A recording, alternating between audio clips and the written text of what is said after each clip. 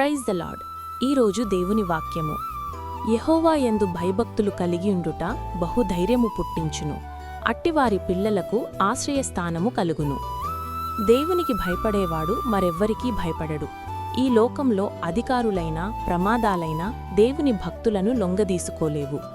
నా దేవుడు నన్ను రక్షించగలడు అని అచంచలమైన విశ్వాసమే ఆ బహుధైర్యం. ఎవరైతే దేవుని కోసం నిలబడతారో దేవుడు వారి కోసం అగ్నిలోనైనా తోడుగా ఉంటాడు.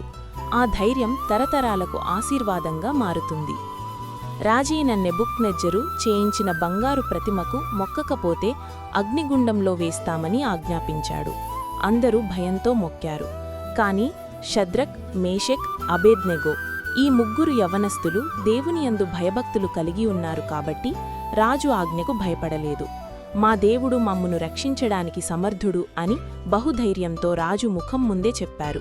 వారిని మండుచున్న అగ్నిగుండంలో వేసిన అగ్ని వారిని కాల్చలేదు సరికదా, దేవుడు వారితో కూడా నడిచాడు. ప్రార్థన. సర్వశక్తిమంతుడా, మనుషుల బెదిరింపులకు, లోకపు పరిస్థితులకు భయపడని గొప్ప ధైర్యాన్ని నాకు దయచేయి. షద్రక్, మేషక్, అబేద్నెగో వలె నీయందు మాత్రమే భయభక్తులు కలిగి అగ్నిలాంటి శ్రమలలో కూడా నిన్ను స్తుతించే విశ్వాసాన్ని నాకివ్వు. నా ధైర్యం నా పిల్లలకు ఆశ్రయంగా ఉండునట్లు నన్ను బలపరచు. ఈ రోజంతా నీ కృప, నీ శక్తితో నన్ను భద్రపరచు తండ్రి. ఆమెన్.